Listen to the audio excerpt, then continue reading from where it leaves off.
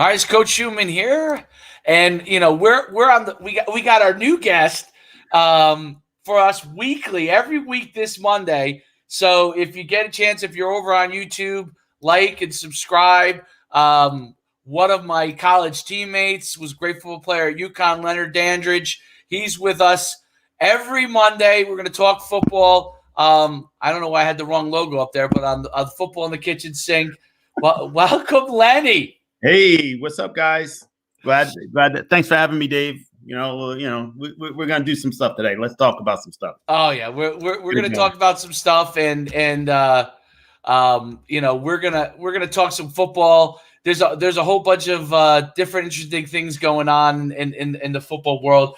We're into the big off season where the NFL draft is gonna start. So we'll start with some easy stuff, and the NFL draft. Quarterbacks. You're familiar with the quarterbacks situation going on. So, number one, Trevor Lawrence is the guy that most people are going to take and project to go at number one. But Zach Taylor, do you know who Zach Taylor is from BYU? BYU. Zach Taylor has been really kind of rising up the charts from that standpoint. And it's an interesting thing to see how that is beginning to evolve into somewhat of a story, meaning not necessarily when it has to do with Trevor, but the rest of the draft and who moves to take him. So what do you know? What do you think about that current situation? Listen, the Zach Taylor situation is a little confusing to me just because I watched him play one time. I don't remember what the game was, but you watch a game, I wasn't looking for anything. He wasn't on my radar, and he didn't jump off the page to me. Now, I don't know if this is measurables or what it is, but obviously some people are seeing something. So maybe you know more, but I just think, how do you move off of Justin Fields? And all of a sudden this guy came out of nowhere. So I don't know whether it's the measurables or what. I don't know what you think. Well, I think, when you watch his film, one of the things is he's another guy that he was really dominant in a, I guess, weaker schedule. And that's one of the things that I think is confusing for me is that in that weaker schedule and being dominant is deceptive. And I've seen over and I go to Carson Wentz on this from this situation where it's a little bit confusing. Carson Wentz goes number one, starts out real good, but it's not him that wins the Super Bowl for the Philadelphia Eagles. And I think that's kind of an interesting situation when you get to some of the quarterbacks that don't play at the big conferences, the competition where there's become a divide, and not whether it's fair or unfair, I guess. That divide does ask you, are they seeing corners that are running as fast? You know what I'm saying? Are those windows the same as what they're going to see in the NFL? And that's one of the things that I really like about when you get to evaluate a quarterback like Trevor Lawrence against obviously that competition. Same thing with Justin Fields. So that's my big question is how does Justin Fields and I don't know if it had to do with the last game or so, Justin Fields, who kind of was thought of as going to be the number two guy. Mm-hmm. Now Zach has moved up above him. Did I say Zach Taylor or Zach? It's Zach. Now I'm thinking Zach Wilson. I think it was. It's Wilson. It's Wilson. I said Zach Taylor. Here's what's funny. Zach Taylor is the tackle, right? Is that the tackle? Is a tackle, right? Yeah. And he also is a coach that coaches a lot of my events that I have to send Venmos to. So some reason it's on my mind. Well, when you got to give money. So I screwed it up with Zach Wilson, right? Anyway, that's funny. So Justin Fields. So I watched early on in the year, and for me, I felt like he could do no wrong, Justin Fields, and right. He was so accurate. His accuracy, even in the games that they lost, was super, super high. And then, he's now gets jumped by Zach Wilson. Now, I guess maybe it's the velocity of the ball or something along those lines. But I'm confused at that, number one. Maybe he runs a little bit better than Justin Fields. I think Justin Fields is an okay run. I don't think any of them are elite runs. Maybe Zach is probably the better runner of the three. They could all move. How much of is that a factor? I don't know if, I don't know. In the NFL, that bothers me in a sense because unless you're Lamar Jackson, even Russell Wilson doesn't really run that much per se. He pulls when it's open. Like, how many of these guys are really running the ball that well? I can only think of right now the two guys that actually run is Josh Allen and Lamar Jackson, right? Yeah. I mean, Russell Wilson's a good runner. I mean, he's a heck of an athlete. But he just knows when to run. Right. And he's got a little wiggle when he does it. Like he's actually very good at avoiding guys. But he's older now. He's not running like he used to, and he doesn't need it. This guy Zach, he's not that big. He's 6'3", 210. He's not like he's a monster. So right. There must be something they're seeing. Leadership, I don't know. It's just hard. But with COVID this past season, I thought Justin Fields was lights out the year before. And then this year, the Big Ten was a mess. I mean, they weren't even going to play. So anything you're judging off of him, off of this season, to me, isn't necessarily apples to apples comparison, right? The Big Ten was a mess. So, I don't know. Listen, I'm no expert in quarterbacks, but to me, I didn't think Justin Fields should get jumped over. But again, that's just my humble opinion. Yeah. And then there's a fourth guy. Well, there's two other guys that a couple of guys have said no. Now the Alabama quarterback Mac Jones, I do believe that having watched him now, I know obviously most people will say that he has the most talent around him, but I do like his ball. Like I think he really throws the ball and zips it there.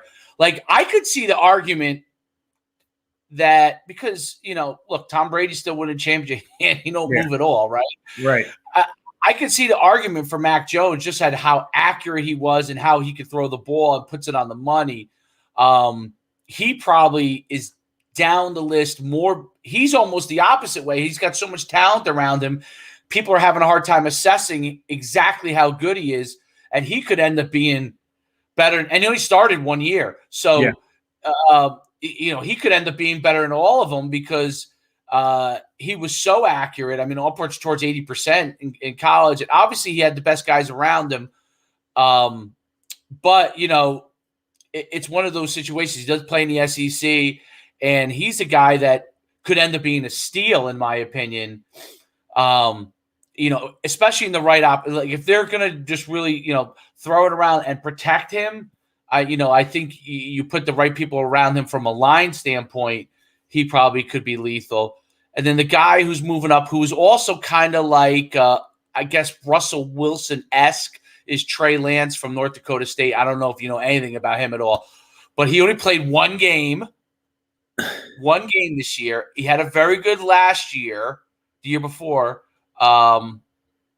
And so, again, like the North Dakota, it's tough. It's tough at FCS quarterbacks. But what do you think? I saw him on the mock drafts. Yeah, he's high. That's about all I know. Of course. I see him on the mock draft. So all of a sudden, this guy, Trey Lance. I'm like, who's this guy? Right. But listen, guys who do this for a living are evaluating this. So listen, I just feel that quarterback is a crapshoot. I think it's the hardest position to evaluate when it comes to going to the NFL because, these guys look fantastic and then they get to the league and it's a psychological thing with them. A lot of times it's not necessarily, you know what I mean? You look at a guy like, who's the guy who's the guy's an analyst now? He was on the Texans. He got sacked like 1 million times his first couple years. And I think it just shot his confidence down. You know who he is. His brother's on the Raiders. Derek Carr. Carr. Yeah, Carr. Yeah. The older brother. Yeah. Right. So he's on. Yeah. I mean, he was a very good quarterback. They highly touted. He goes to the NFL, gets knocked around, And all of a sudden his confidence is shot. So you just don't know what you're going to get with these guys going into the NFL and how they're going to be able to handle being in the NFL, right? Especially a quarterback. So I think it's hard to evaluate, and the line they have around them is a key component to it too. I mean, huge. It literally is making or breaking these guys. That's the interesting thing is that, look, Tom Brady, Patrick Mahomes are such elite, rare talents that because of that, you get a situation where they are not necessarily they're not a good barometer for a lot of things. Most of these guys really need a line around them to give them the situation that they need, So one would argue that Tom Brady needed that, right? Oh, yeah. You don't know, like, listen, you can't measure the grit. Like, how do you know, like, what someone has inside of them, right? Right. And obviously Tom Brady, in my opinion, never been a huge Brady fan, but like I'm appreciating him more and more as I watch him over the years. The guy's got 6 rings. Now he's got 7. He's as hungry as he was when he came into the league. Right. So you can't measure that on a kid coming out of college. You just don't know. Nobody knew that Tom Brady was going to have that drive. So to say, listen, these guys are all talented, but do they have that it factor that's going to keep them driven to play? Listen, I'd be the first to admit I didn't have that drive. I love football. I wanted to play in the NFL. I should have had more drive. Right. You know what I mean? Like I didn't have that drive. It's a great point. You think about Huskies. You know what I mean? Right. Like that's a good point. That's a good point. It's when you think that you have drive, and then there are guys that really are going to do everything they're willing to do and everything they can. It's amazing. Like there's levels to things. Like you could have, and this is a hard thing for people to understand, but like you could have a certain amount of drive and be the hardest working guy, most driven guy in high school, and then you go into college and you have a certain amount of drive, but then you might meet guys that their drive is here. Yep. And then you go to the NFL, if you're that good, if you're good enough to make it to the NFL, and then you'll see, whoa, there's guys that got drive, and as you keep going up the level, you realize that there's a higher level that you have to be able to go, which is so – I think it's so interesting. And that's what, like, when you listen, I post a lot of I post videos all the time with Saban. And by the way, I was never a fan of Saban. I was never a Kobe fan. Okay, I was never a Tom Brady fan. I wasn't. I was a Jordan purist. I don't hate Kobe. I didn't hate Kobe. There's none above Jordan. No. But you gotta love Kobe. I guess because I didn't dislike Kobe. I wasn't a fan. Like if I were to go to pecking orders, it like to me it's like Jordan, Kobe, then LeBron. That's how I look at it. Okay, well then you and I are on the same page then. Yeah. Now, like I say this about LeBron. Like I'm Kobe. I'm not a. I wasn't a fan. I was kind of indifferent. Yeah. Jordan, I was definitely a fan. And maybe it's because we were young. We're of that age. Yeah. We were of that age. Like, so I was totally enjoyed watching him play. And then I also enjoyed, because I like the Knicks, which there's no point in even watching them anymore. I don't even, do you have a team still? Well, I don't know about hoop, but apparently they're playing a lot better now. Oh, well, that's good. Does it beat a championship? I miss the Patrick Ewing. I used to love the Patrick Ewing, Charles Oakley, John Starks. Who do they have? Who am I missing? Patrick Ewing. Hey, Dave, I need a timeout. I'm gonna. Go ahead. You got. I drink a lot of water. I'm sorry, guys. I'll be right back. You could tell the story of why that is. Yeah. But I miss those days. That there was nothing like how the NBA was back then. They definitely weren't shooting threes as much as they do now, but it was knockdown, drag out with the Pistons, and I definitely date myself, but there was nothing like it back then. watching those 90s basketball teams, and shoot, even the end of good morning, pro recruits. What's going on, buddy? How you doing? Even with who am I thinking of back then too? You had Chris Mullen was playing back then. Reggie Miller was playing back then. Remember Reggie Miller? Different times, brother. Different times. I feel like the NBA back then was more enjoyable. Am I wrong, or we're probably just getting old, man. we're just old? Yeah. Okay. It's a different. Listen, whatever generation you grow up in. Listen, I used to have guys argue me to death. Maybe guys about 8 to 10 years older than me, and they wouldn't even give Jordan his props, which is silly, but like. Right. It was just a different time, right? Like, I don't know about Oscar Robertson, but like you can't deny it. And that's why, like, the whole GOAT conversation, football, basketball, whatever it is, it's just got to be about the generation. You just agree with you. Generation is, and then that's it. You can't just say all time because they don't play the same people. The rules are different. Everything's different. So, and we did that all-time discussion. We were doing all the all-time stuff of football, and it was funny because we got so much hate on some of them, but like. I didn't know, like, you know, who was I talking about? Like, I didn't rate Terry Bradshaw very high, right? Because percentage, like, I look at his percentage passing. It was probably you can't look at it because he won 4 championships. And well, also, did you ever watch the films? Oh, yeah. Like, dude, like, guys would take us by the head and rip him and throw him down to the ground, like 30 seconds after the play was over. The ref would come over and be like, cut that out. No penalty. No penalty. He's probably concussed the whole game. How are you gonna have a high completion percentage when you know that somebody's gonna pound you every time you throw the ball? Like, it's just a different You're game. Right. It's interesting because Joe Namath, who like that was my father, loved Joe Namath. Yeah. And, you know, obviously he was a Jets fan, first of all. He was from New York City, and he led them to the Super Bowl, obviously predicted it. When you look back at Joe Namath, now, supposedly he was a great athlete, but he blew out his knee at Alabama, and they did surgery on him, but it wasn't like now. So he was never able to run again. Yeah. He still what I found so amazing about him, he had like 4,000-yard passing years.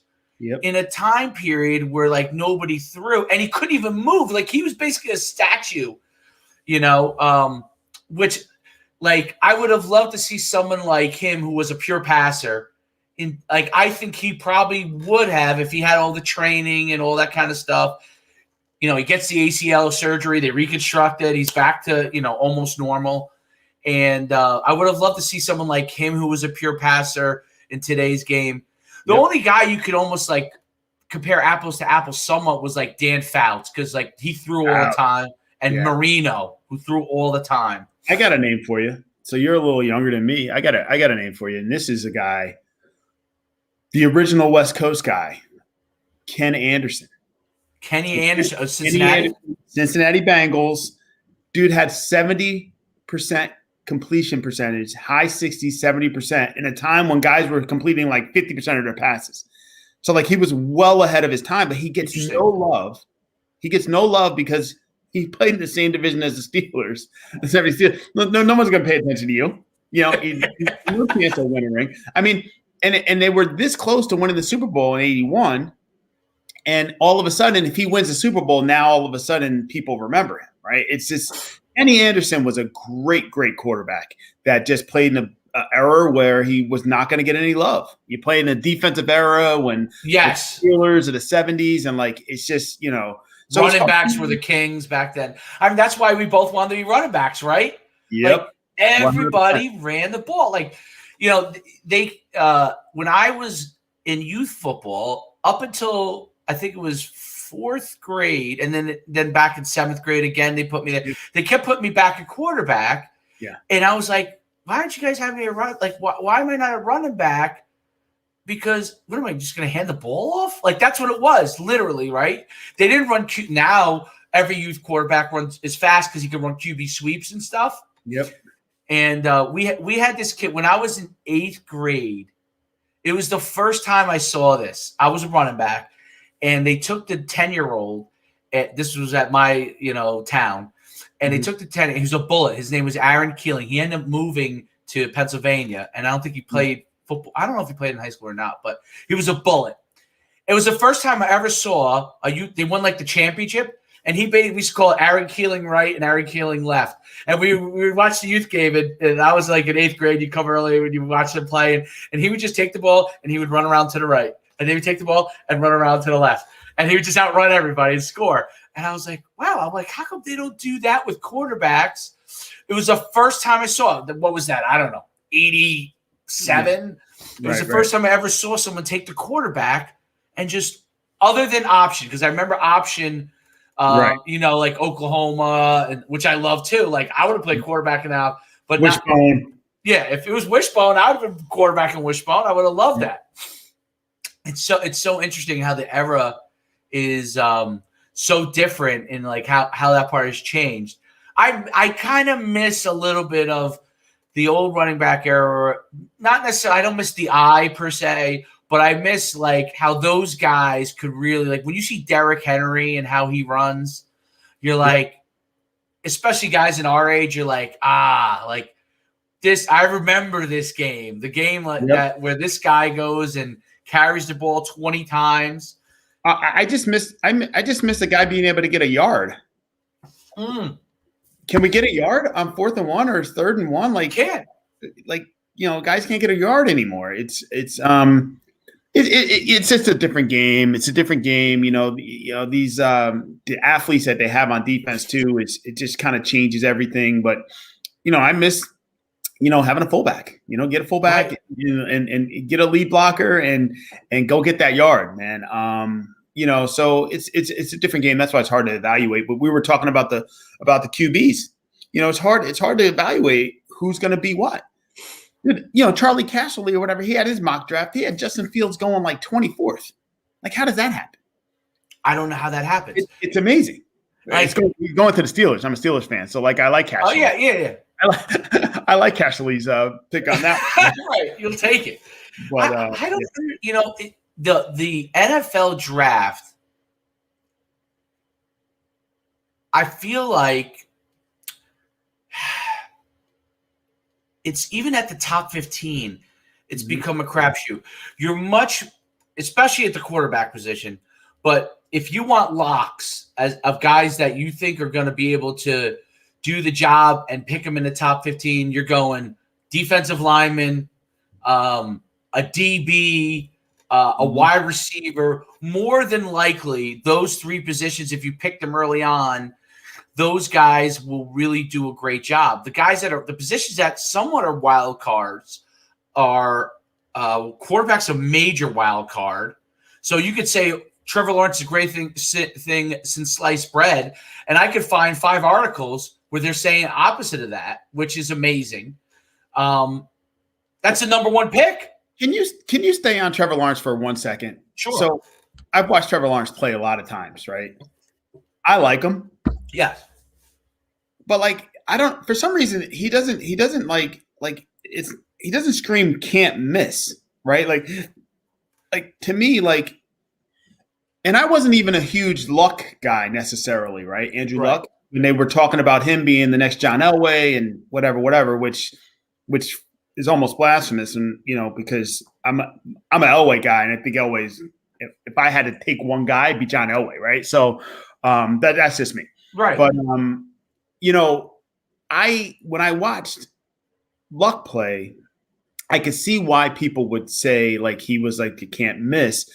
With Trevor Lawrence, like sometimes I don't feel like that. Like I feel like he's really good, he's big, and I'm like he's got the tools, but like to say he's a can't miss, like now listen, he might be the best guy in this draft. I'm not saying he's not. I'm not saying he shouldn't be number 1. I just don't see him being like this can't miss. Like I don't know how you feel. I'll tell you how I feel about the quarterback situation completely, which is I think you'll find interesting. I feel like all the NFL teams have a problem. And I shouldn't say all. The teams that don't have the quarterbacks they need have a problem. And the problem is there is no can't miss quarterback. Even the guys that are going 1, I don't think any of them are can't miss unless I haven't seen a guy that was just like you said, like John Elway. Andrew Luck was definitely, obviously, was very successful. He was close. Yeah. And you don't have to look any further than Tom Brady as a 6th-round pick who ended up becoming he's the best guy of all time. How does that happen? I think the issue is that quarterback is really difficult to evaluate, and but the teams have to pull the trigger on a quarterback because of the owner and the fan base and the coaching staff are like, we need a new guy. Mm-hmm. We need somebody like whoever this guy is. He's good, but if we're gonna have a chance to win a championship, I'd rather try something new than because of the way the rules are in the NFL. It's really difficult to like you would in college to develop to get them. They have to go to a trainer, a guy in the off season because you can't spend that time with them. Other than I think you can film wise and stuff, but as far as working on you can't. So if they don't come in with a certain amount of ability to handle things on their own, I think you're going to have an issue. And it goes to what you said, like how willing are they to do things? I think that's a difficult thing with quarterback. Russell Wilson is, Patrick Mahomes is, Tom Brady is. And I'll actually say you think Patrick Mahomes is. He's obviously very talented and he's young. I know Russell Wilson does, and I know Tom Brady does. And there's probably a few other quarterbacks, but to judge like Josh Allen, Lamar, the younger quarterbacks, and Patrick Mahomes so early as their work ethic, their abilities taking them to a certain point right now. It's when that ability's like they can't run quite as fast. Or their arm goes away a little bit. Are they still working that level? I think that'll separate guys. But I think it's really interesting. I don't think that there's slam dunk quarterbacks anymore.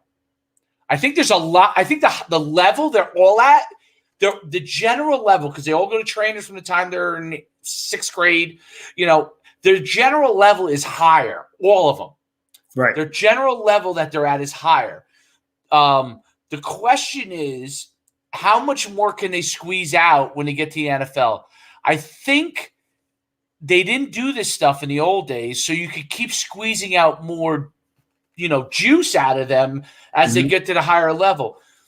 I think they're coming in more ready-made, which is why they're like, hey, let's just try him now, and if he works, great. If not, he's going to backup, and we're going to get the next one. And I think that's what's going on because how could a quarterback not be ready entering the NFL? They're all going to a coach, whether they're paying or not paying. They're all going to somebody. They have to go to somebody if they want to be. And there's tools for everyone. Like Kyler Murray's trainer originally was his dad. He was a great quarterback coach. And Kyler Murray is very athletic, the twitchiest thrower I think maybe I've ever twitchiest with his feet and with his arm. Like it just flies out. He's the only reason why a 5'8" guy or whatever. I know they say he's 5'10". He's not 5'10". There's no way. He's 5'9". You're this much taller than me. That's about it. Did I ever tell you? Yeah, no, you're right. Did I ever tell you the story about him? He came to our camp in 8th grade. It was either 8th or 9th grade. And the coaches called me up because back in the day, I really used to micromanage who they picked as MVPs. I used to say, don't let the MVP come across a quarterback and be 5'8", because I know he's not going to be a Division I player and he might be good. So they call me up. And they say, listen, the event just ends, and they go, you're going to see a picture, because we used to take pictures on everything. We still do, but we had run hundreds of events, so it was just at a higher scale. But you're going to see a picture of a quarterback that won MVP, and I'm telling you, this kid's going to be a Division I quarterback, but he's only 5'5" in the video, in the picture. I'm like, if you're this adamant about him, he must be good. He has to be good. If you're really that adamant about him, they wouldn't call me up to say, don't be mad at us. They literally called me up and said, don't be mad at us. We picked the 5'5" quarterback as the MVP. And I'm like, how? They're like, he's unbelievable. He's already starting at DeSoto High School, which is a power high school. I think he ends up going to Allen. I think he transferred. But I think that's what it was with him. I can't remember exactly. But And so it was Kyler Murray. So it was Kyler Murray. And then, the next year, I think as a sophomore, maybe he was already at Allen at that point. He was the state player of the year or something like that. Mm-hmm. As like a sophomore, the district, something crazy. And, but he was so twitchy. He was so quick. And he is a can't miss in every aspect, no doubt, other than one area, which at long term could be an issue, is his height and weight, right? Yeah. Not just his height, like he seems to manage it somehow. Yeah. But weight, because when you're only 5'9", you're only going to weigh so much without being heavy, fat. So, you get tossed around enough and eventually something bad's going to happen. And that's going to be his issue more than anything else. He's unique and he's so twitchy that it's hard to get a shot on him, like to really get a hit on him. But I think that's so interesting. So now you've got this wide scope. Back in the day, like if you weren't this height, now you've got Murray at 5'9", Baker Mayfield that they say he's 6 feet, but he's probably 5'11". Baker Mayfield, Wilson 5'10", 3 guys basically under 6 feet that are the better quarterbacks. Yeah. And now you're trying to evaluate all these other guys who are the right height and size. Because if you're going to draft a guy, unless it's Kyler Murray, because Russell Wilson went in the third round. Yep. Baker Mayfield was the Heisman Trophy winner. So Kyler and Baker were Heisman Trophy winners. So they kind of had a little bit of an edge there. But it's a major risk. And these GMs feel like they're going to get fired, if they don't make that right when they're right, they will. So that's why I think you got this whole perfect soup that creates no can't miss quarterback, and it's basically a wild card. But yet you still have to draft them high, because if you don't and you lose, and then they become something on another team. You're definitely getting fired. Yeah. They're like, why did you take him? He was available. Yep. Like when they took Kenny O'Brien over Dan Marino. Well, listen. He was good. Go ahead. Ken O'Brien was a good quarterback, but he was good. Listen, everybody passed on Dan Marino. I mean, he played at Pitt and the Steelers didn't draft him, which is ridiculous because he would have been a perfect segue after Bradshaw. Don't get me started. I still feel it. We didn't get another quarterback till we got Roethlisberger. Yeah. 5 years later. You know what I mean? You guys were playing with, let me think, some of the guys you guys were playing with back then. Don't talk about it. Oh, I remember the days. They used to have their cards. They would always throw for Stout? Yeah, they would throw for 1,800 yards and 12 picks, 15 picks. Terrible. Bobby Brister. But more interceptions. Malone, was it? Oh, Mark Malone. The guy, he looked like what's his name? Magnum PI. That's yes. He had that mustache. Oh my God. Yeah. Burt Reynolds. He looks like Burt Reynolds. Unbelievable. Oh my goodness gracious. That is hilarious. Yeah. You know what's interesting too about Dan Marino? That I didn't understand back then. And this still goes on today. So it's crazy that 30 years, 40 years later, it still goes on today. Dan Marino got passed on. Now, people are like, oh, well, he played at Pitt. Well, did they beat Herschel Walker in the Sugar Bowl? Yeah, they were a good team. Right. It wasn't like there was – he wasn't under the radar. Right, and their head coach was Johnny Majors, who then went on to Tennessee. He went to Tennessee and built them into a powerhouse. Which Pitt was good back then, too. I mean – who was? Pitt. Oh, yeah, Pitt was good. Tony Dorsett. Hello.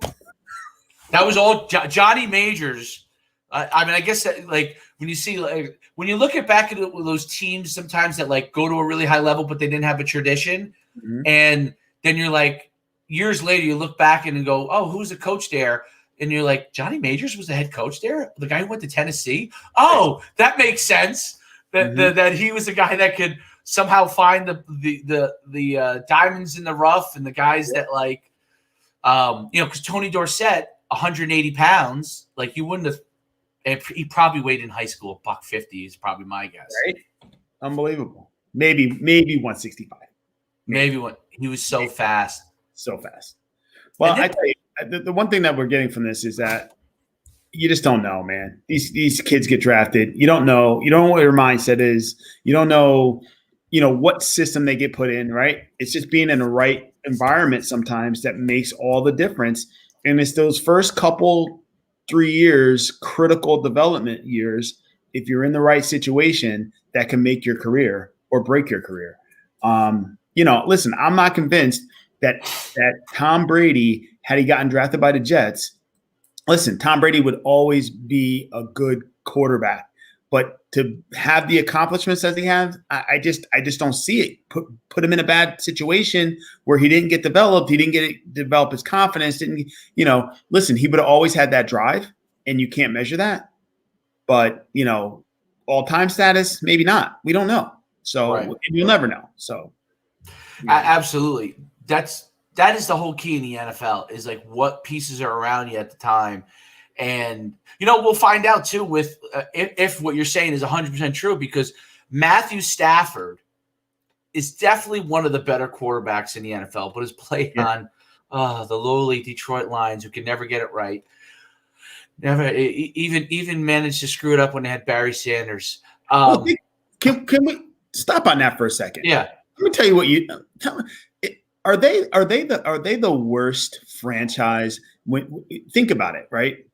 They had two of the most dominant position players, two of them, and drove them both into early retirement. Megatron, you're talking about Barry Sanders and Megatron. Megatron at one point was Megatron and then the rest of everybody else, the receivers. He was unbelievable.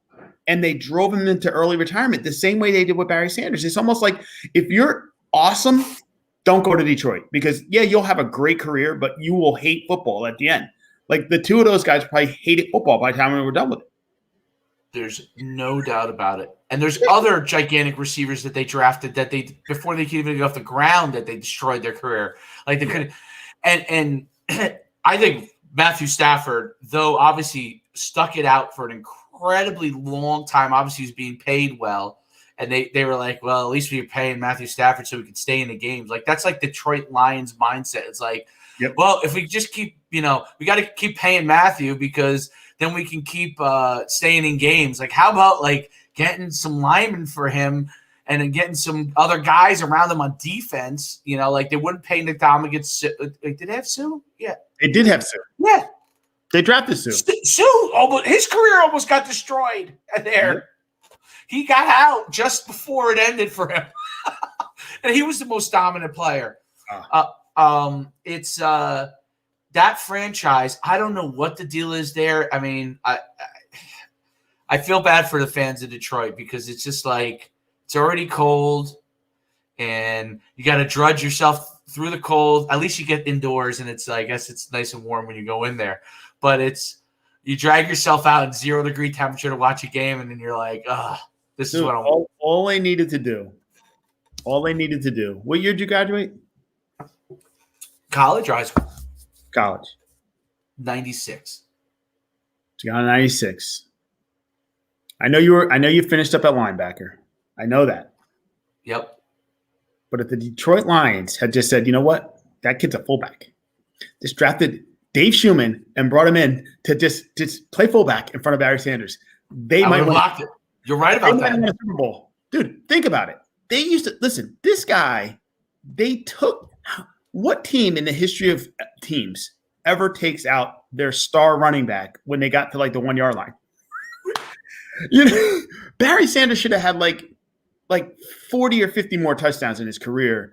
Just if they had a fullback and just said, hey, let's give him the ball. First of all, you remember when he was at college? Now, you must excuse me because I'm like, I love affair with Barry Sanders, right? Oh, he's the greatest. It's Walter Payton, and then there's Barry Sanders, right?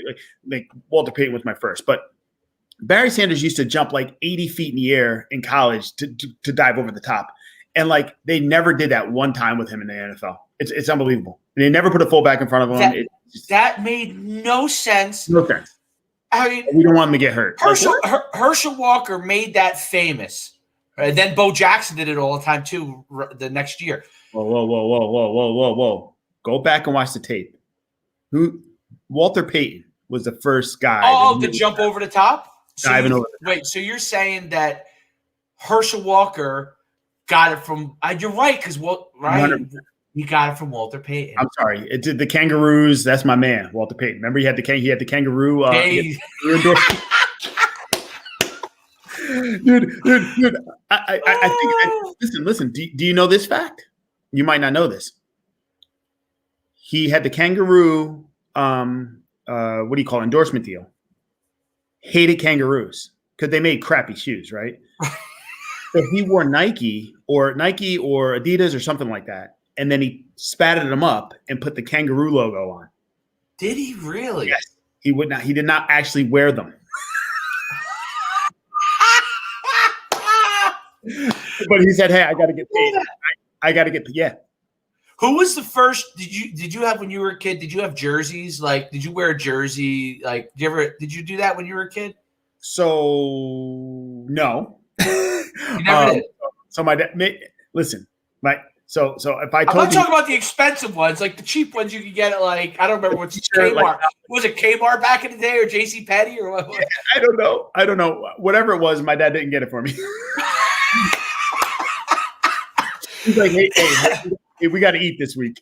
Hey, that's fair. Half the clothes I wore were just my brother's clothes. So like I got all the hand-me-downs. So it was like, it was great because my mom kept them in good shape, but it was like, I was like, whatever. But so my first favorite. Who's your first? Yeah. Are you ready? Yeah. OJ. See, you're young. I guess you're old, a little bit 2 years older. That might have been enough to. I never really watched him. I never really saw him play like in his prime. Okay. But I knew he was a megastar. I saw like a few highlights, and he was the Hurts guy. Of course, I knew that. So I'm like, oh, that's the guy. There's the juice. Him and Arnold Palmer. So when I was in Pop Warner, I'm 8 years old. I'm going in. Nobody knows anything of me. I'm a little pipsqueak. I barely had enough. I barely made weight. My dad put pennies in my shoes so I could make weight. I was like 48 pounds. I go and I'm like, I want number 32 because like I'm the man, right? Like I was a little like, first of all, like who knew, right? Like I thought I was better than everybody, and even the 13, right. 8 years old. I'm like, give me number 32.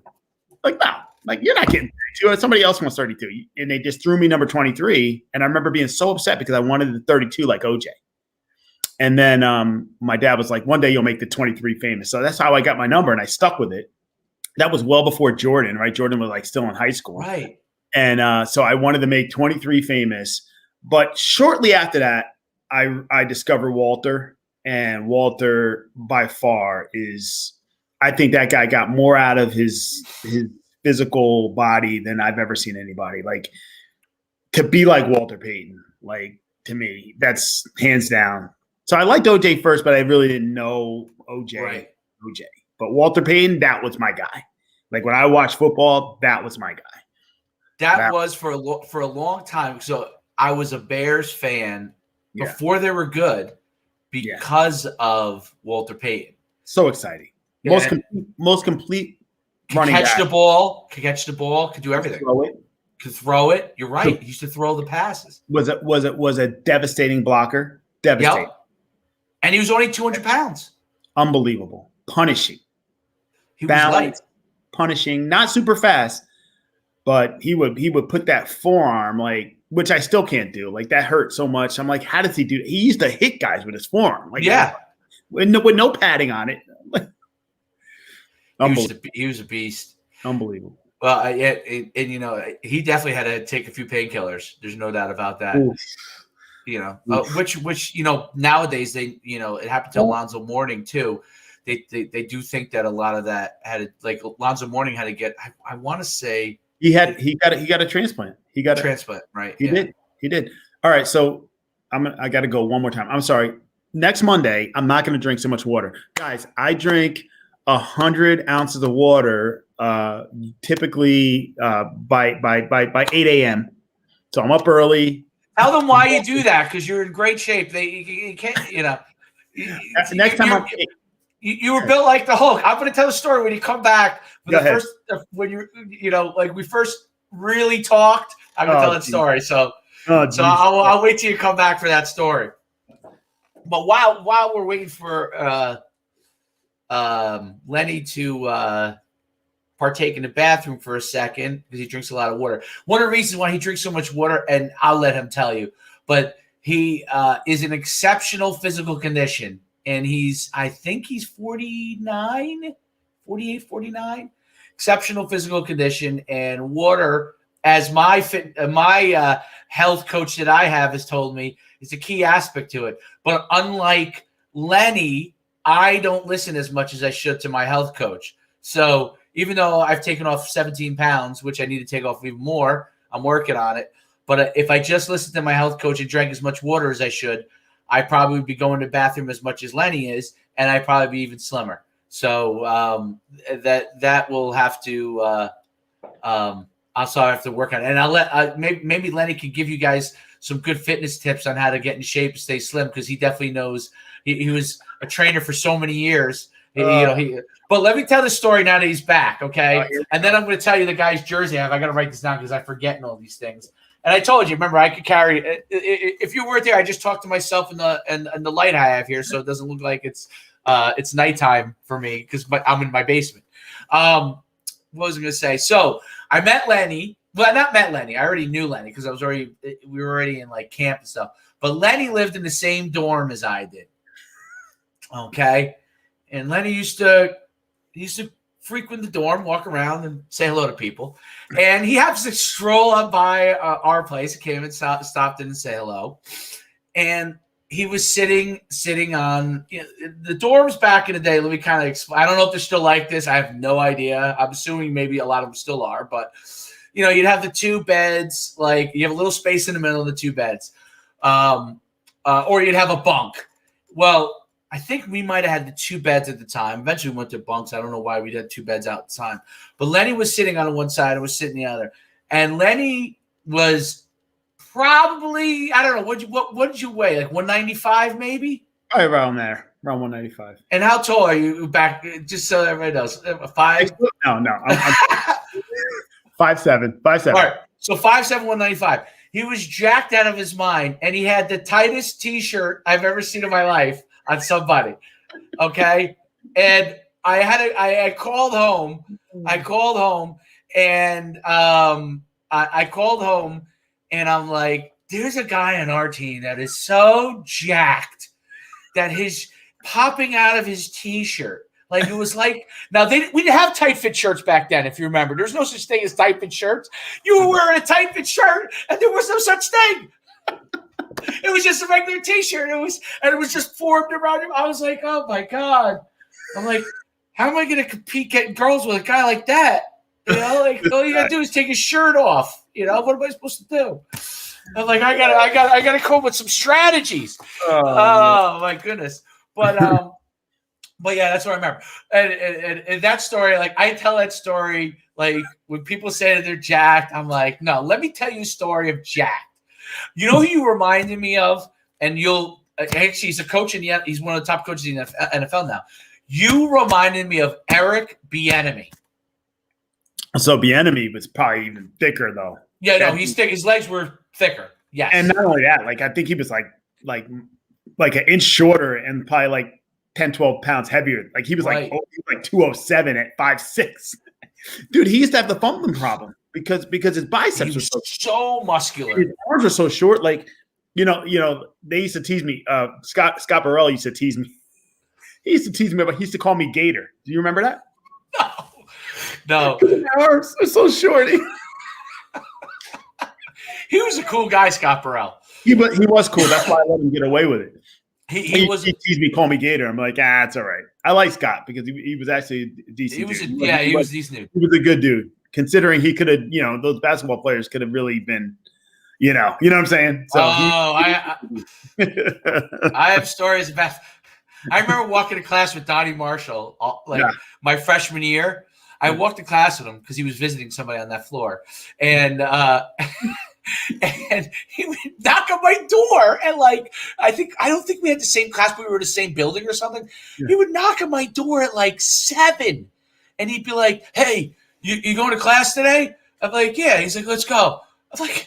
I'm I'm like, I wake up 10. Do you understand this kind of student I am, Donnie? I wake up 5 minutes before class starts and I sprint to class. That's what I do. Exactly. I show up at 8:00 and probably a lot of times 8:05. Right. So, you know, but he was like a really good student, obviously a great basketball player, but really good student. And he would knock on the door. And he was cool. He was cool. Like some of the guys weren't that cool. Some guys were really cool. Yeah. And Donnie was a cool one. Scott Burrell was a cool one. Yep. Good guys. The one guy who was jacked was pretty cool. He looked like a full player, but he Are you talking about T-Walk? What? Who? Are you talking about Terreno. He was all right. He was pretty cool. I liked him He didn't say a lot. He didn't say a lot, but he was. He didn't go to class though. Ever? He wasn't knocking on your door 7 a.m. to see if you're going to class. He was probably sleeping. No class there. Oh, did you know that? Hang out with Jerry Edwards a lot. Him and Terreno Walker. Terreno Jerry did? Edwards were tight, dude. Oh, really? Have you seen Jerry lately? Jerry's a fitness guy. Yeah. I know. Got his own studio. He's all in, bro. Well, he was jacked when you two guys were walking around. It was like two hulks. Well, Jerry was incredibly trim, dude. Like his body fat percentage was always like his body fat was always like 1 percentage point less than mine. It used to piss me off, and he was bigger, and I'd be like, "What the heck? Like, how is it? Like?"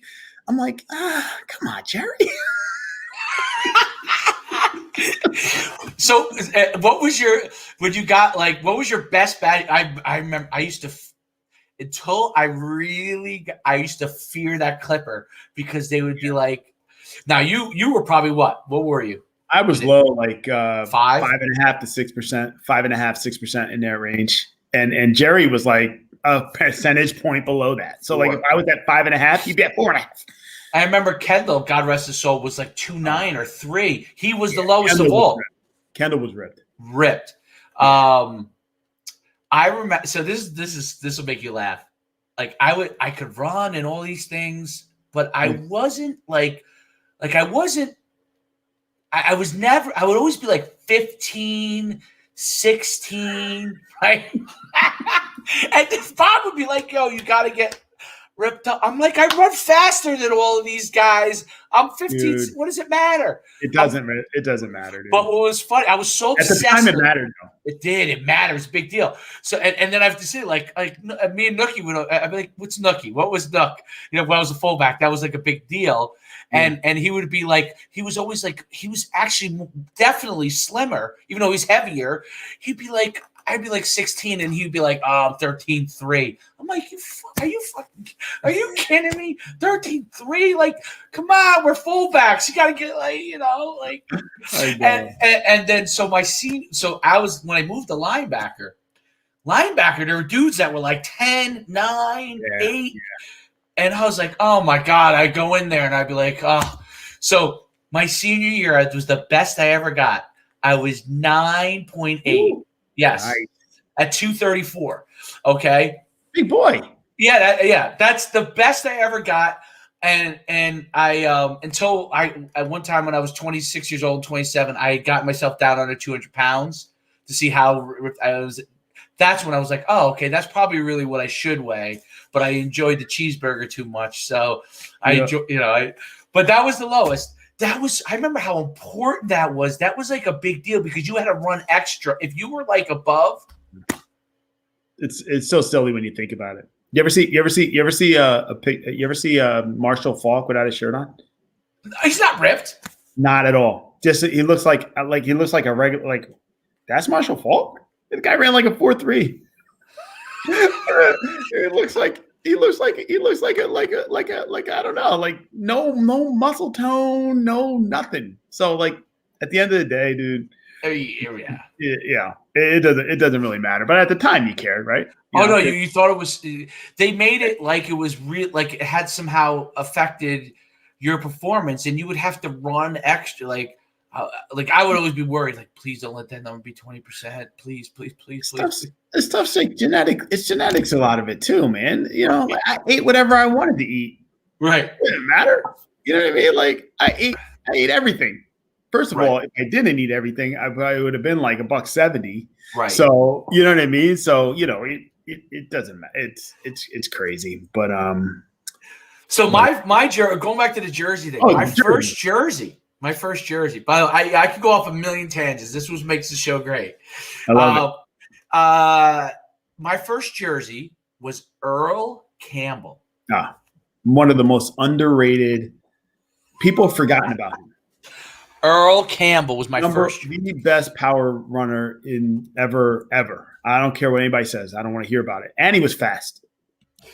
Yeah, it's how appropriate though that you had an Earl Campbell. Like Earl Campbell was, I mean, he only played like 8 seasons just because back then, like you get pounded like never before, and like they would give him the ball like 40 times a game. 40 times. And like they didn't care how many times he got hit. They didn't care. The most iconic, obviously, the one where Isaiah whatever, when he puts his helmet right in his chest. Yep. But when Jack Tatum, who's probably like one of the most devastating hitters of all time from the Raiders, came up and put his helmet like straight on into Earl Campbell's face, and like a rocket from like 20 yards away. And Earl Campbell kept his feet somehow, stumbled and falls into the end zone.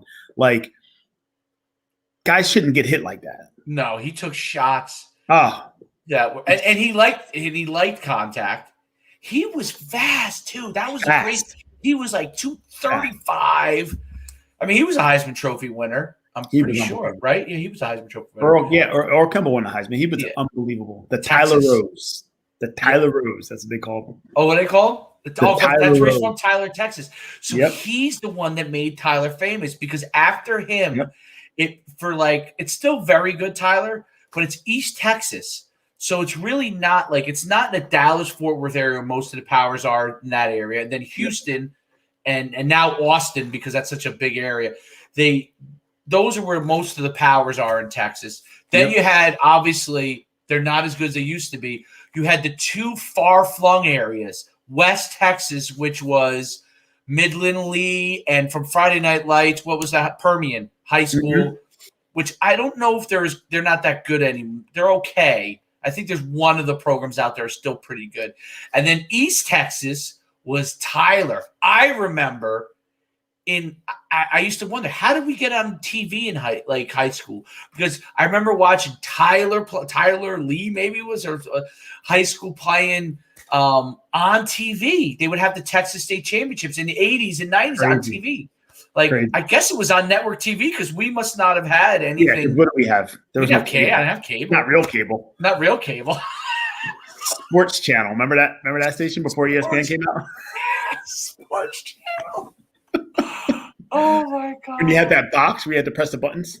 You know what I'm talking about? And you press 2 of them and you can get a channel that you're not supposed to get. We won't get into that. Pete just said the Permian's still good, so I didn't know that. Really? Oh, Pete. Nice. Golly. Oh yeah. And we got Derek. I love it. Love it. Earl Campbell was the best, dude. Dude, here's a fun fact about Earl Campbell. So this from I used to read all the sports statistics books when I was growing up. I didn't want to read any other books, but I read those. And so, of all the guys who, 2,000-yard rushers, Earl Campbell never rushed for 2,000 yards. But he had the most yards of any back not to get 2,000 yards. It was 1,934 yards. I don't remember what season it was, but he did it in the 14-game season before they went to 16 games. Wow, really? I didn't know that. So because he doesn't have 2,000, like no one really, you don't think about it that way. But that's a 2,000-yard season. Because if he had 2 more games, there's no doubt he was gonna. You know what I mean? One more quarter. He would have had 2,000. 14-game season, he had 1,934 yards, and he got hard yards, right? Like it wasn't easy yards. Like he was getting pounded, right? But to me, I mean, even look at a guy like Derrick Henry. Like Derrick Henry, like he's great with the stiff arm, but I wouldn't necessarily classify him as a great power back. Because like if he's not out in the open where he can like extend his arm and like knock you over and do all that stuff, like running up inside and stuff, he's not like running guys over like that. Like that's not his game. He's tall and he's tall. He's really fast too. He's fast, but he's not like I guess he's like a 4.5 guy. You know, I don't know, man. But once he gets going, he can't. He's got that long stride. I think Derrick Henry. Now, here's a couple of things. I don't know if you knew this about Derrick Henry. He's the all-time leading rusher in high school. Oh, you know how I know? They had his one season. They had his stats. I saw his stats from high school from his like senior year. And I think he had like 2 like 500-something yard games like in one season. Like he would get the ball like 45 times a game. It was crazy. I didn't know he was all-time leader though. I'm not surprised. Put it that way. No doubt. So it's interesting. So I got 2 quick stories on him. So he came to our event in 8th grade. We hosted it at his high school, Yulee High School. His head coach Yulee's like a small school. They knew he was coming up. They wanted to keep or maybe he was nice, but they wanted to keep like the momentum they had going. I guess they were like a good small school in Florida. And he was at the event and he won, First of all, their staff was helping out, so he's definitely winning award. They want to make sure he doesn't go anywhere. So he was really, really good at it, and we never knew what Yulee High School was, but they said they had this kid. That's what I think is so interesting about the events. Like the coaches are telling you about these guys. If you just listen to what they're saying, like if someone's emphatic, overly, this is what I always found over the years. If they're overly emphatic about a kid, it's always worth a look because coaches don't just. I found that they don't just go to the wall over somebody unless they really, really think it. They're much more conservative than you would think they should be on things. But so we ran that event, and then I had the unique ability to hold his phone, Derrick Henry's phone, at the Maxwell Awards. I was at the Maxwell Awards, and Harrah's in Atlantic City. Yeah, I was a guest there, and one year. And so I'm there, and they have this like pre-event, and it's at what's basically essentially their like pool party nightclub thing. Yeah. You gotta be in there, okay? And so I go in there just to hang out for a few minutes. And Derrick Henry's in high school. He just finished. He did all these awards for breaking the record rushing. And I'm standing there. I said hello to him, and I said, I introduced myself. And he knew because he had come to my event. And we were talking just for a few minutes briefly. By the way, towers over me. He's gigantic. Well, he's like 6'3", right? He was 18. Yeah, he was huge. And he goes, Coach, can you do me a favor? I have my phone charging. Can you just hold it for me for a few minutes? I'll be back in 5 minutes. And then I was thinking to myself, I'm holding this 18-year-old phone. And I was like in awe, first of all, of how big he was.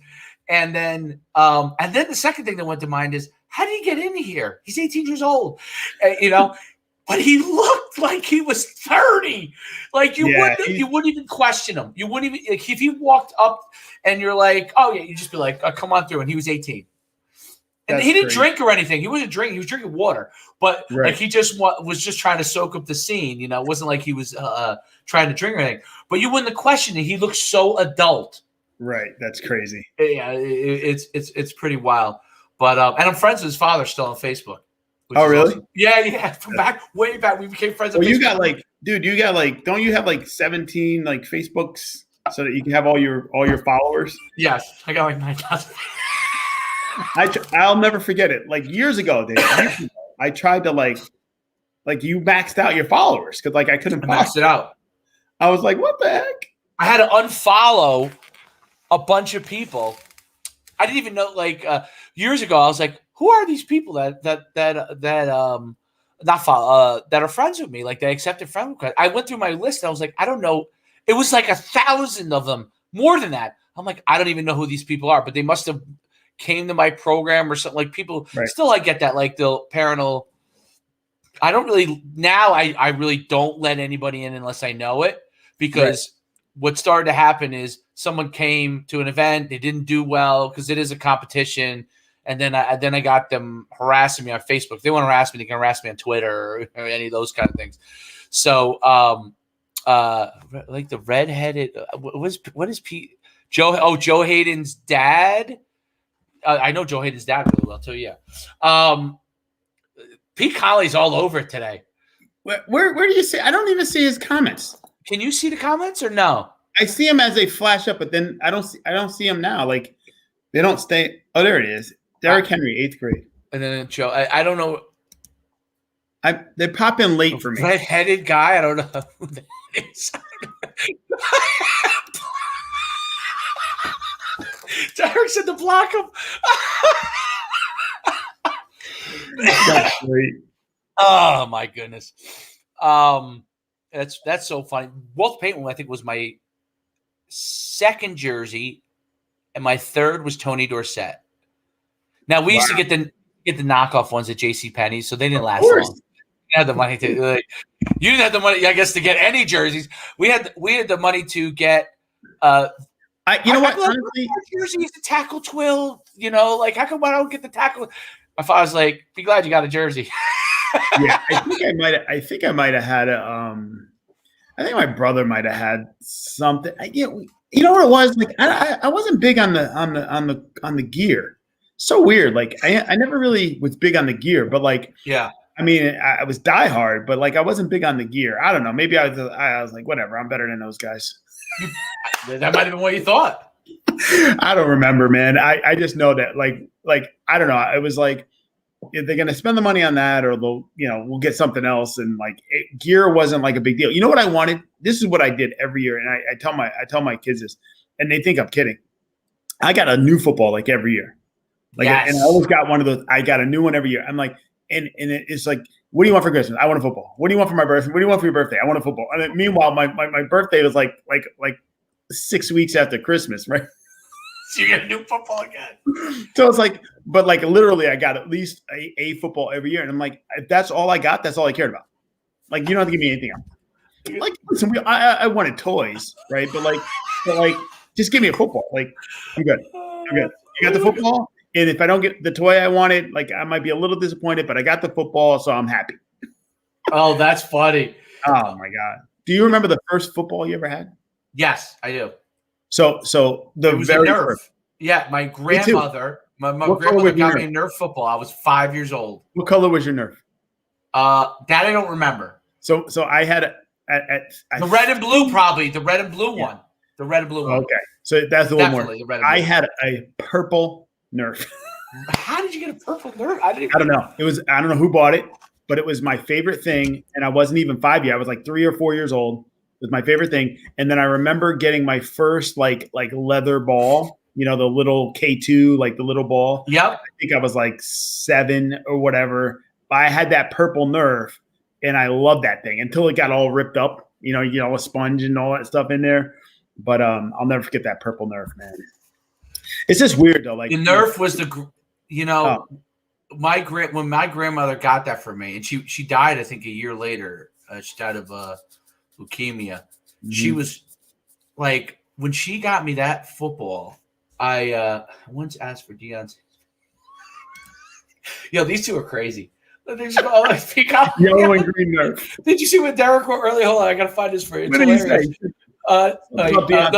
So Derek wrote block Pete, and Pete wrote unfollow Derek. That is great. Oh, they're sick. Oh my goodness. Yeah, so she got me that Nerf football, and that's it. It's interesting because obviously you have two kids, and one that plays football, boy that plays football, and I try to envision my world like sometimes through them, but like I realize that they don't like think about it the same way. Like I've given my son probably 5 footballs already. Okay, he's 5, and like when he's ready, he throws it around, and then he just sits in the closet. And I tried to say this to my son, but he looked at me like I was crazy, and he should have, because I realized that our mindset and the things we had to do to distract ourselves back then were different. But I used to get in trouble all the time. I had a tiny living room because I would sit on my back and I would just throw the ball. I'm not kidding. Hours. Like, my brother. Dude, that's how you worked on your hands, bro. Lay on your back and just toss it up. Your hand-eye coordination. That's why I could catch anything. Okay. I probably caught hundreds of balls every day for like. We didn't have anything else to do. Nothing else to do. There's too much for these kids to do today. There's too many activities, too many things, too many games, too many everything. Like it's just you can't expect our kids are never going to be like the way we were. It's just a whole different thing. That's why I was actually like, did I tell you about the dribble up thing I got for the soccer and basketball? I think that's excellent because it keeps them engaged. It's a game thing that he's able to do an actual, he's kicking this. And I was like, you know what? Like if I said to him, let's go kick the soccer ball, he'll either half want to do it or not. But if there's a game involved, now there's a game. Like he goes, I got 5 stars. I'm like, I thought they targeted me correctly on Facebook. They've been targeting me for over a year. And I would say to Nicole, I'm like, I gotta give him. She said, no, that's not, he's too young. He's not going to do it. And then now he's starting to play stuff, play sports. I was like, let me just get it. Like, because if I ask every time, it's always going to be no. So I'm like, let me just get it, and then I'll deal with it. So I got it, and I was like, listen, now you could, if you want to play a game, and you don't only have, you don't have to play a video game. You could play a game while you're getting ready for your soccer game on Saturday, and you're just working on touches or basketball on your own, learning to dribble. And you know what's amazing? He's only been doing it for 3 days. This is what's so amazing. Soccer, he's already playing, so he's getting a certain level of skill now. But basketball, other than like in his like elementary school where they do it for, I don't know, 10 minutes or whatever, he's never really played it. But he's doing this dribble up thing in 3 days. I've watched it. Like they have these minutes straight where you just dribble for a minute. Mm-hmm. And he's just, he mess up a little bit here, but then I'm like, he's like, I can't do it as good as the guy that's teaching. I'm like, you just do the best you can. Don't worry about that. You just keep dribbling and see how many coins you can get. He's trying to get coins, I think. And see how many coins you can get. And all of a sudden, I could hear it. I'm hearing in a row, not like a stop. I'm trying to, oh, wow, he's like 20 in a row. Right? Like without stop. Like he doesn't even realize that he's getting better. And I realized that that's an idea. Me and you probably grabbed our friends and went and played tackle at the front lawn or in the street. Like we used to play tag in the street all the time. Yep. And when people joke in the old days, like you see these like videos and stuff where people are like, if you hit the car, you're out of bounds. Like, no, like literally that's what it was. Like legit. Like if you ran the route and you ran to the car, you're like, that's an extra tackler, man. Like you're stupid. Yep. You ran into the car. I got to start. My brother was catching a pass. He's like 5 years older than me. And I always play with the older kids. So we're out there. They threw a pass. The quarterback led him over the car. And he was so locked in. He hit the fender of the car. He caught the ball. His knee, boom, in the fender of the car. Huge dent. So now we're running. We got to find another place to play because we put a dent in the guy's car and we're not going to tell him anything. I'm like, because in our mind, my brother's like, listen, there's no way I'm going home to tell my dad he's got to pay for this guy's dent. So we're out of here. You're out of here. So we're out of here, because my dad would have been like, I ain't paying for it. It probably would have been a fight. Oh, definitely. Well, now back then people didn't have the suction stuff like they have now. And those cars were like steel. Oh, literally. They were hard. Remember them? That never came out. That never came out. It wasn't like my little RAV4. Like if someone ran into that, they might go through it. But I'll give you a quick story about Brock, right? So you talk about having balls and stuff. So like I brought him every ball, like basketball, football, like every athletic sport ball you can have when he was a kid, right? So when he was about Troy's age, I remember him coming to me. He comes to me with all the balls. He's got all the balls. And I'm just like, oh my God. Like, here we go. We're going to play like every sport. We're going to be out here for 3 hours, like playing every sport, right? So he comes to me. He's like 6. He comes to me. He goes, Dad, I got a great game. I'm like, what do you mean? He goes, I'm going to take all these balls. He goes, I want you to go hide them, and then I'm going to try to find them. Like, that was what he wanted to do. Go hide them around. And then see how long it takes me to find them. He didn't want to play football. He didn't want to play basketball. He didn't want to play baseball. He just wanted to hide the balls. That's a true story, Dave. I believe it. Tease him. That is a great story. And you know what? It gave me perspective because I was like, you know what, man? as long as he's playing, he's running around, we're doing whatever. Exactly.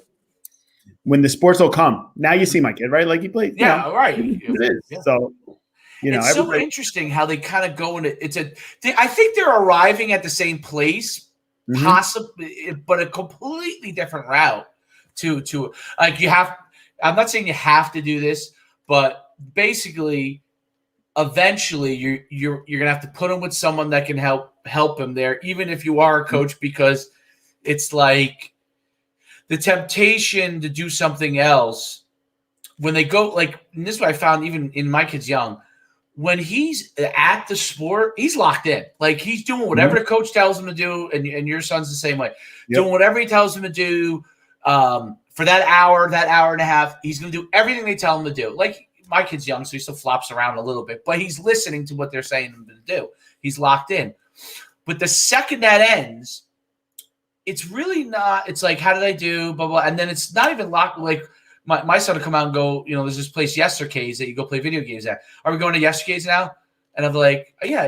Do you want to talk about the game? Yeah, no, it was fun. Okay. No, like they move on to the next thing really quickly where I just, even in high school, like I play the game, I would go home, and then I would sit on my couch and watch Penn State play. That was my whole day. Yeah. Kids don't watch much ball like they used to. They don't watch. They'll watch, but not the same. Not and sit down and watch a whole game and not do anything else. I don't know about that. I would sit there, and my father, like I would. This is my most fondest memory of. This is why I, at least back then, I loved football because I would watch the games when I was in high school. After I came back from my game. And it would be like a 3:30 game or whatever, Sometimes you come in because we played Saturdays. I don't know did you play on Saturdays? Saturday, about 1:00 usually. I like the Saturdays game. I mean, Friday nights are great, but I say I really enjoyed Saturday. Like I'm a daytime game guy, bro. I like that. I feel like the nighttime is more exciting, definitely. Like there's an atmosphere. Like I can hear the crowd roaring. You don't have as big a crowd as a Saturday game in high school. Right. But I feel like there's something about going out and like it's kind of a crisp day and it's the middle of the day. It's just a different feel. Like I feel like it'd be great to have mostly Saturday games and have like 2 Friday night games. What makes a Friday night game special? Right. But now everything's Friday night, and the kids now that's all they know. But I remember watching this, like sitting there watching Penn State. I would fall asleep. I'd wake up. It'd be like, third quarter.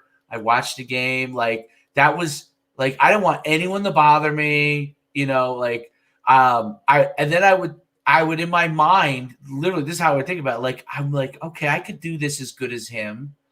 Okay. I don't know if I do this as well. Like, I always think that like, I always thought I changed direction pretty good, but like if there were some guys I would say, I'm like, I don't know if I changed direction like that guy. I gotta work on like but I could run. I always felt like I could run as fast as most of the guys, and but I would always, that's why I would watch the game, not like I was watching. I didn't know anything per se about the game, quote unquote, as far as like X's and O's. I really didn't know because they basically, I don't know if it was the same. They basically pitched me the ball or handed me the ball and I ran. Like I couldn't even tell you the whole numbers to this day. I don't even know.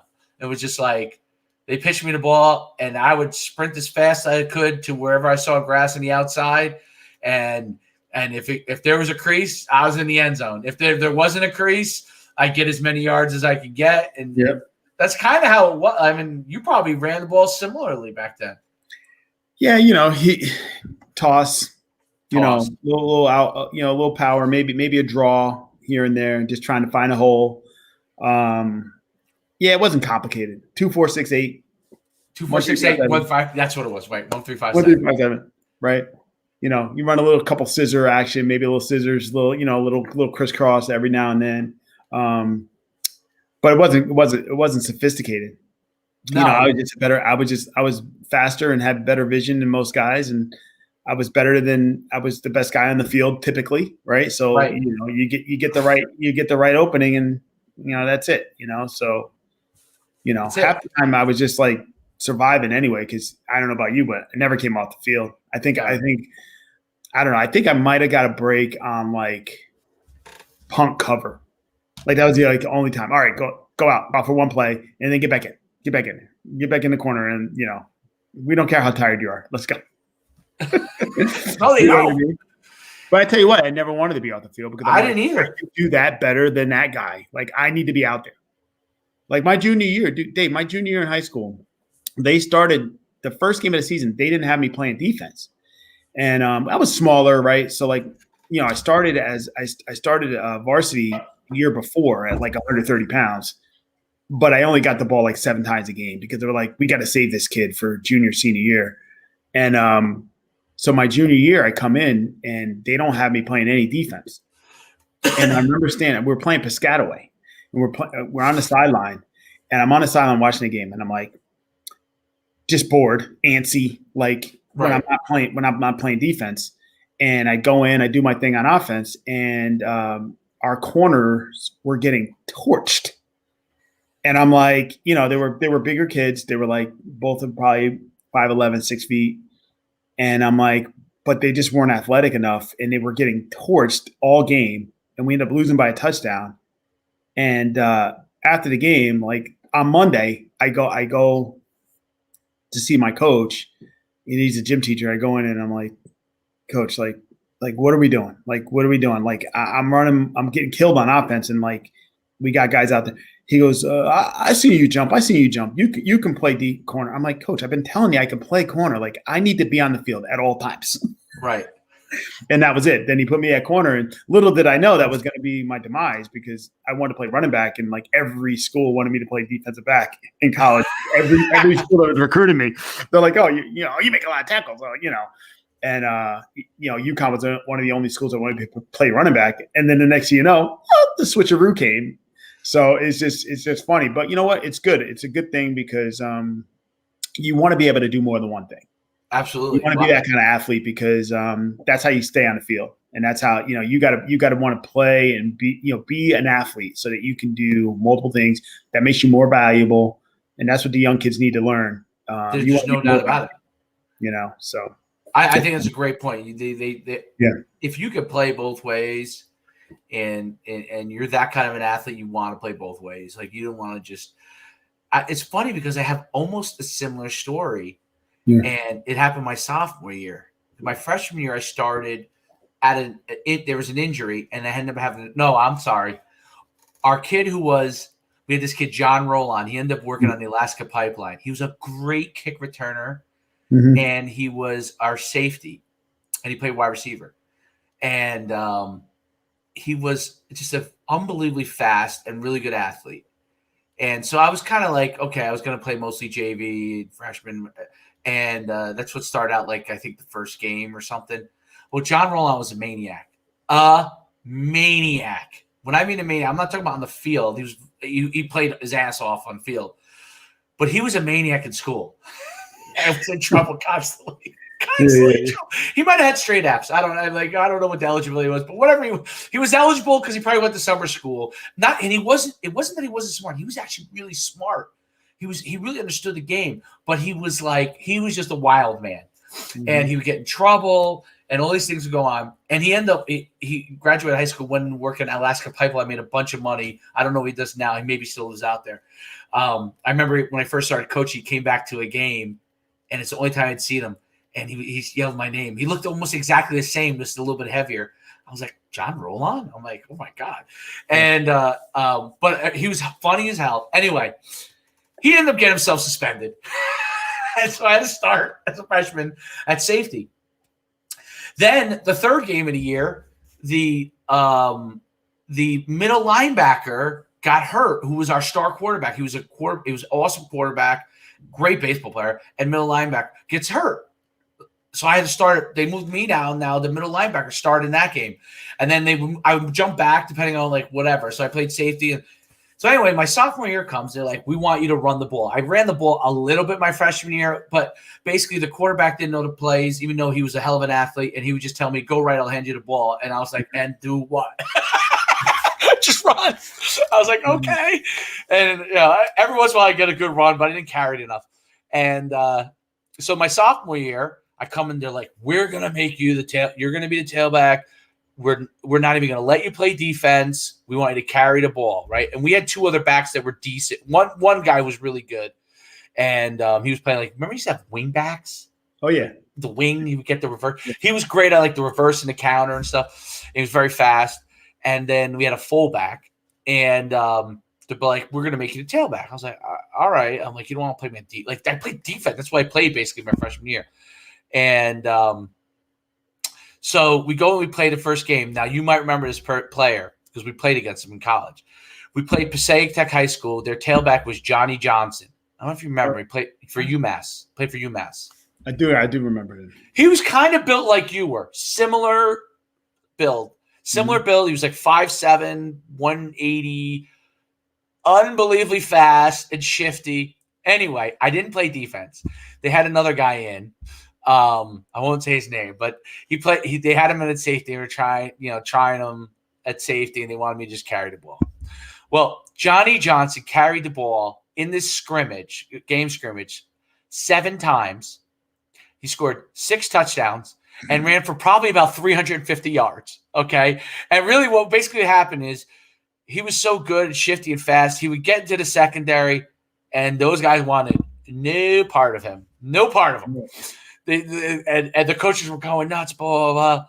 And I'm just standing there. I'm like, I would have tackled him every single time. I just ran up and just tackled him. He wanted to shake me or anything. And I was just standing there. I carried the ball. I ran for a big run. They're like, oh, he's legit. He was faster than the Passaic Tech kids. I'm like, yeah. I'm like, maybe they should play some defense too. And so after the game, we come in the first game. Now you're going to the first game. And they're like, hey, you're starting on the safety. So I was like, oh, okay, great. So I was already the punter. Yeah. I was the punter. I don't think I was punt returner that year. Junior year, I was punt returner, everything. I probably was a kick returner. And so I was playing safety. And from that point forward, I never, ever, ever did not play defense. Yeah. And much like you, I only had one running back offer, and it was UConn, but it was fullback. They kind of said, they gave me obviously they said you were going to play tailback, right? They gave me we'll try you at tailback, but more than likely you'll play fullback, but we'll see. And that was enough for me. I was like, all right, yeah, I'm coming. Yeah. Tom Jackson knew how to sell it. He'll tell you whatever you need. If he thought you wanted, girls, he would sell you that. If he thought you wanted food, he'd sell you that. It didn't matter. That guy could sell ice to an Eskimo. He could sell it to anybody. But yeah, and every other offer was at linebacker. I was like, they want me a running back. I'm going there. And next thing I had my hand in the ground and I'm hitting people, blocking over and over again. I'm like, am I ever going to carry the football? It dawned on me. No was the answer. The answer was no. Maybe 5 times a game, maybe 4 or 5 times a game. I realized no was going to be the answer to that question. I was like, and I'd be blocking for you and Wilbur and Eddie, and I'd be like, you did a good job at it, though, Dave. You were good. Hey, I did listen to anything that they told me to do. That's fun. Because the truth is, once you get in there, you're like, the last thing I want to do. I remember my redshirt year, and did you redshirt? No. You did redshirt. I redshirted. Hold that thought, Dave. Hold that thought. Oh wait, you go to the bathroom again? Yeah, man. Last time I think. Okay, so perfect time. Like and subscribe. If you're on YouTube, if you enjoy this show, we're gonna be on. Me and Lenny are gonna be on every Monday at 8:30 a.m. So if you want to lock it in, we'll be with you in the mornings. Obviously, my man Derek, who's been on here all day, commenting, is on with me in the afternoons. We're trying to get a regular schedule on that, and then I've asked Pete Colley to come on because he comments so much to come on the show. We got to get him on as a guest. I know he got a crazy schedule, but like and subscribe. It helps us. I don't even understand exactly how it helps us, but that's when I watch the YouTube videos. That's what they tell you to do, to ask them to like and subscribe. It must do something with an algorithm that I know nothing about and definitely not smart enough to figure out. So that definitely helps us out. Me and Lenny are talking a lot of football, some old stuff. It's great not just for the young guys if you're listening to the show, but also the old guys, man. You take you down like memory lane and equate some of the things that is going on in when I was a kid, just like you did, say similar things probably when you were a kid, and we're talking about those kind of things. And up until probably the internet boom, I would say up until probably the early 2000s, almost everybody probably had a similar kind of thing that they had to be able to do, when they were playing sports. Now it's a little different with the whole digital age, but definitely like and subscribe. I have a ton of fun in this show. This is enjoyment, fun time period, a little break from life. I mean, heck, me and Lenny are going on an hour and a half on this show already. And I didn't realize how long we're going. Yeah, we're going to have to wrap it up soon. So before we get in trouble, but we got to wrap it up soon. But really. We didn't get to all the stuff we wanted to talk about, but it's all good, man. No, we could cover it again next Monday. I'll tell you one thing. I'll shift to this real quick, and maybe we could just. How do you what do you think about FCS having the spring season? What do you think about it? First of all, I wish they put it on TV. First of all, I mean, they don't put it on TV. Well, it should be. If they're going to have it, they need to show the games. That's one. How many games are they planning on playing? Do you know? I think it depends on most of it's conference based, but some are playing like 4, some are playing like 8 games. I think the CAA, which was back when we played, which is the Yankee Conference. And by the way, they should call it. I guess today people might have a problem with you calling it the Yankee Conference. You never know, right? You never know, right? I never even thought about that. Me either, till you just said it just now. I would almost get, and one day we'll start to get on one of those conversations, definitely. But not today. No, not today, though. But yeah, I did Yankee Conference. I just thought about that right now as I was saying. I wonder if people would be upset if you were talking about the Yankee Conference, which basically meant what I don't even know exactly. Yankee just meant that you were from the north. North, right? You were from the north. Yeah. I bet you somebody would have a problem with that. Maybe. Who knows? I don't even know what that, you know what I mean? But yeah. But the CAA now, which is called the Colonial Athletic Conference. Okay. Or athletic something. So that's what it's called now, the CAA. I don't know. As far as the games, I mean, they're planning on having these games and then they're going to have a regular fall season like they normally would? Is that the plan? That's what they're doing this year, which is brutal. I mean, look, I look at it like this. It's a lot of banging. It's a lot of banging. Although I think it's a lot of banging because they don't hit as much anymore. So it's definitely an issue. When we played, you just throw them to the wolves and just, you survived. Like I remember one of the kids turned. I don't remember if Tom Jackson. I'm sure he did track the plays, but it wasn't as. I know Holtz. They would always count all the plays we would have, and like I remember they would. I remember Bob Howard saying, "Yeah, we had 700 reps this spring ball live." I do remember that. Remember that? Like they would count. Yeah. I don't know what the reason was. Maybe there was a medical reason for the count. Maybe. Or maybe there's an NCAA reason. Maybe I don't know. Maybe there was a limit to how much you could do. Maybe there's no way you could do 700 reps in hitting reps. No. Well, first of all, and they probably lied about that number. Oh yeah, probably 1,000. Exactly. Well, I tell you what is the purpose? Like, why are they wanting to have these games? Like, what is the? I think the big purpose is because they missed the fall. Yeah, but I mean, is it for the kids who are graduating? I think it's for. I think the purpose. Like, are you now like if you play this season, like, is that going to help you like play NFL or something? I think they're just playing. Well, so here's an interesting question. This is an interesting question, which I never got a chance to go over this with Derek, but I'm curious if this possibly helps. I'm curious your thoughts on it. Does playing in season, you're getting film right now. Mm-hmm. the draft's coming up. If you're a senior, and now I don't know exactly how it's working because I only saw one game, so I don't know if they're even putting them up. And they've already started? They started. The draft is in what, late April? I think it's May, the first week. Or maybe first week of May. If you can get really good film and you're not known and you have a good season, I think it could help you because there's nothing else to watch. So to answer your question, I think it's great because those kids who got robbed of that being able to play in the fall, like, don't get any film. And if this could help a kid possibly move up his draft status or become an undrafted free agent somehow, then I'm all for it. The danger of it is, though, for the kids who are, underclassmen that are then going to turn around and play a fall season too. Then, like, is that the best thing for them health wise? I've never been a big proponent of tackling in the spring. We played a spring game. You have a few. I mean, I guess it's really no different, right? I guess if you're practicing a few days a week, I'm imagining that they're not practicing at the same intensity level in terms of the contact that they would be doing in the fall. So I guess generally speaking, it's not bad. I mean, if you think about it, you play game scrimmages against your own team anyway, and then you play a spring game. Maybe it's really not that much different. I mean, listen, when you're trying to win a position, I'm going hard.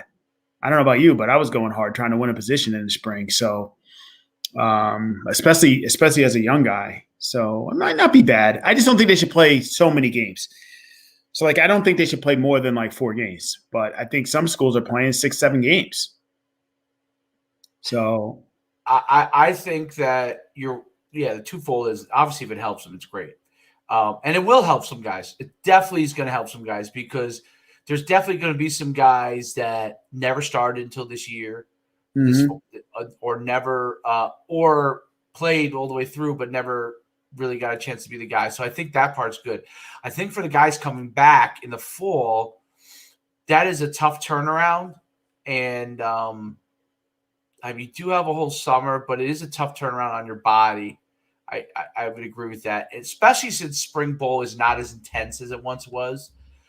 I think, even before they changed the rules where they're not allowed to hit as much, if you were hitting all the time, I guess it wouldn't be a big deal because basically you're doing those – instead of doing the reps where you're hitting each other, you're now hitting another team, which is probably more fun and more enjoyable than spring ball. So what I don't understand is the teams that – had the chance to play and decided not to and just did spring ball. If I was a player, I wouldn't have wanted that. I would be like, hey, let me play. We're going to hit a little bit anyway. Might as well in the game, play in the game and have fun if we have this opportunity.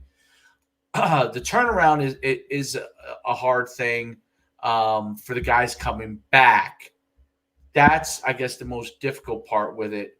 But the thing that's the biggest thing is I think if FCS could actually do spring bowl all the time, would actually be really cool if they were able to negotiate a TV contract that would get these games on TV. For example, I talked about Deion Sanders before.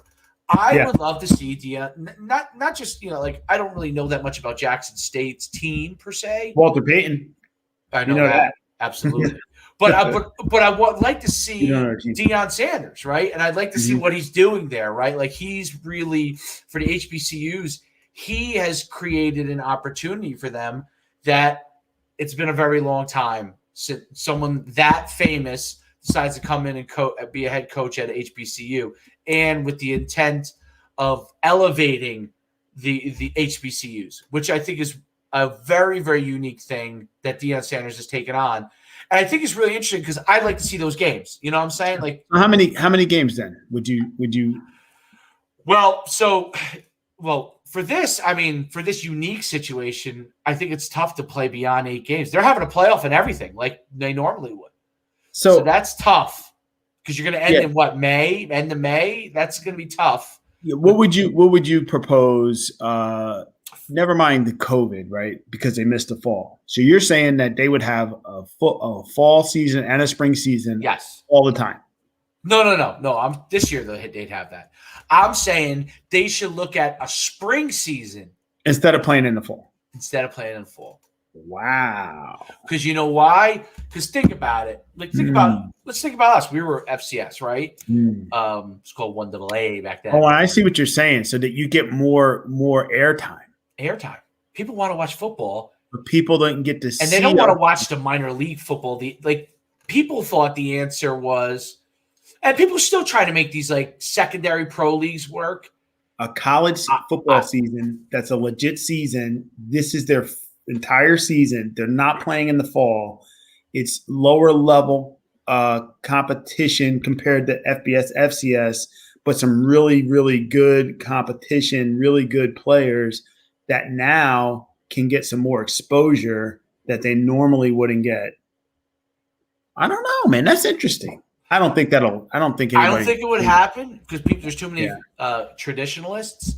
Yeah. Obviously, I'm spewing thought on it, but I think if you could get TV contracts, which would make the biggest problem FCS has, they lose money, right? Remember that was the thing they would always cry about that's why they wanted to go to Division One. Yep. We're losing money. When the football players do something wrong, they would turn around and tell us, "You guys are losing us money. Like we don't need you," type of thing. Yep. Well, that obviously is going on probably at every FCS school because they're Division One in basketball, but they're not in football. Right. So now the spring could give them an opportunity in the long run to make money.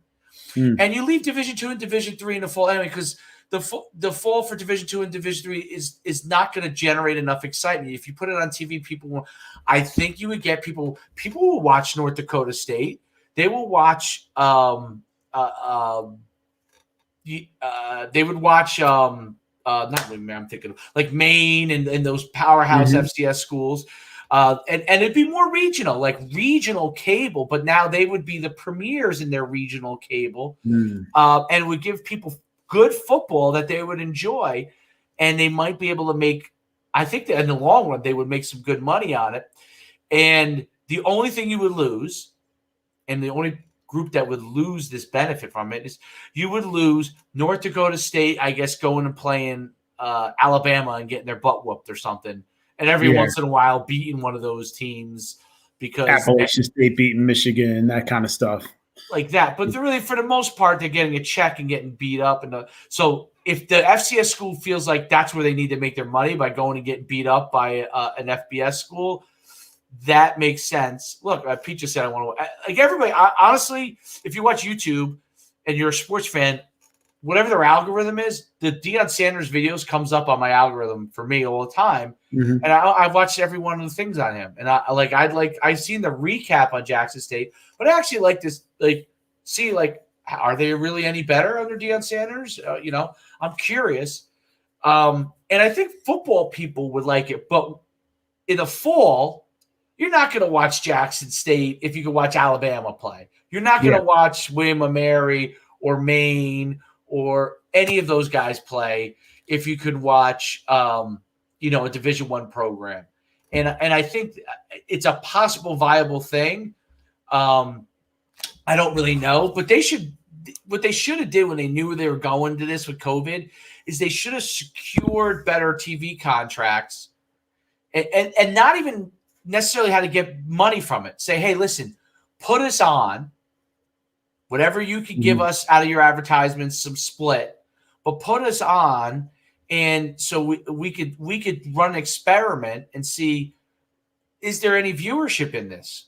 Is there, because what do we have? As soon as football season ends with Super Bowl, I like basketball. I'll watch March Madness. I really don't watch basketball outside of that. I'll watch the NBA playoffs, which is in June. What is that, June? Right.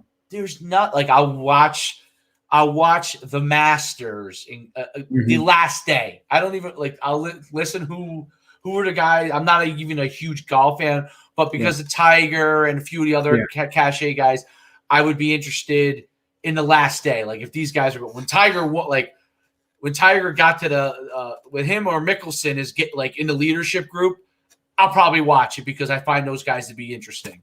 And the younger guys, a couple of the younger guys are interesting. If they're not in the leadership, I probably won't even watch it. But, the final day I'll watch them at But really, what is there in the baseball World Series? I kind of watched maybe a championship, baseball games. I actually but by that time, it's football season again. Football again, right? Yeah. So, and I actually, baseball to me, I enjoy going to a baseball game. I'm not really big on TV. It's not a TV sport. Yeah, I enjoy it on going to. Like when I actually physically go to a game, it's fun.